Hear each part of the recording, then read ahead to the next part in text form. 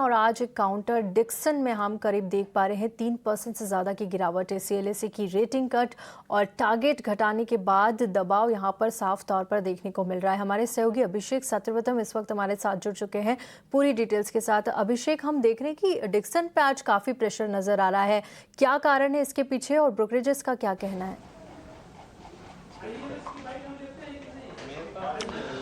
देखिए, डिक्सन समेत तमाम जो ईएमएस वाले जो शेयर थे, डिक्सन, केन्स या फिर सिरमा एजीएस, सारे के सारे चले थे और बजट में एक बड़ा सपोर्ट उनके लिए आया था क्योंकि एलोकेशन जो था इलेक्ट्रॉनिक कंपोनेंट मैन्युफैक्चरिंग स्कीम की, उसको 22,000 करोड़ रुपए से बढ़ाकर कर दिया गया था 40,000 करोड़ रुपए। सप्लाई के कुछ इश्यूज एड्रेस हो रहे थे, लेकिन सीएलएसए की रिपोर्ट आई है डिक्सन टेक पर, जिसके चलते आज मूड खराब हो रहा है। सीएलएसए ने डाउनग्रेड किया है डिक्सन को और उन्होंने आउट परफॉर्म से घटाकर होल्ड की रेटिंग दी है। लक्ष्य को 15,800 रुपए से घटाकर कर दिया है 12,100 रुपए का, और ये जो टारगेट है कल की क्लोजिंग प्राइस से रफली अराउंड 5% ऊपर के हैं। अब ये डाउनग्रेड आया क्यों है और सीएलएसए को क्या चिंता लग रही है? देखिए, इसके भी केंद्र में कहने की आर्टिफिशियल इंटेलिजेंस है। अगर हम मेमोरी के प्राइसेस की बात करें तो लगातार हम देख रहे हैं कि अप साइकिल में है और कंपनियां अपना प्रोडक्शन रूट कर रही हैं आर्टिफिशियल इंटेलिजेंस के लिए, एआई रिलेटेड चीजों के लिए। और ये भी निकल के आ रही है कि जो मेमोरी जो लागत जो बढ़ रही है उसे स्मार्टफोन की कीमतों में 10 से लेकर 25% तक की बढ़ोतरी हो सकती है, और ये बढ़ोतरी खास तौर से लो एंड जो स्मार्टफोन्स हैं उसमें होगी। तो वॉल्यूम कमजोर होगा स्मार्टफोन का और उसके चलते हम देखेंगे कि मध्यम अवधि में ग्रोथ पर फोकस आएगा और इसके चलते डिक्सन टेक पर भी असर पड़ेगा, जो कि एक बड़ी स्मार्टफोन मैन्युफैक्चरर है, कॉन्ट्रैक्ट मैन्युफैक्चरिंग ये कंपनी करती है। सीएलएसए का ये कहना है कि मेमोरी इंडस्ट्री एक सुपर साइकिल में है, कीमतों में पहले से ही हम तेज बढ़ोतरी देख रहे हैं और एआई की हाई बैंडविड्थ मेमोरी यानी कि एचबीएम और डीडीआर5 की बढ़ती मांग के असर के चलते इनकी जो प्रोडक्शन है किसी और तरफ ये रूट हो रही है और मेन स्ट्रीम स्टोरेज में सप्लाई सख्त हो रही है और लागत बढ़ रही है।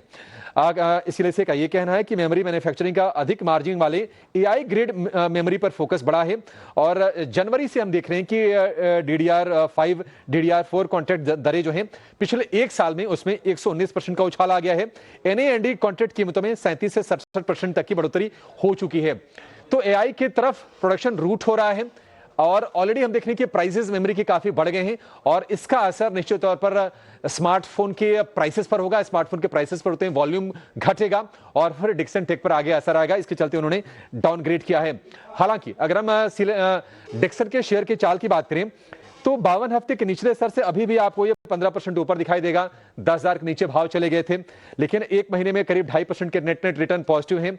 6 महीने में अभी 33% नीचे, और अगर हम साल भर के नजरिए से बात करें तो गिरावट काफी है। 52 वीक हाई से शेयर ये 38% नीचे कारोबार कर रहा है। तो एआई ने सिर्फ टेक्नोलॉजी स्पेस में फ्रंटलाइन सॉफ्टवेयर कंपनीज में नहीं बल्कि मैन्युफैक्चरिंग से भी जो जुड़ी कंपनीज हैं उनमें भी डिसरप्शन क्रिएट कर रहा है और सीएलएसए ने इसको हाईलाइट किया है। बहुत बहुत शुक्रिया आपका इस पूरी डिटेल्स जानकारी के लिए। और चलिए एक टेक्निकल राय भी अब हरीश जी से ले लेते हैं डिक्सन पर।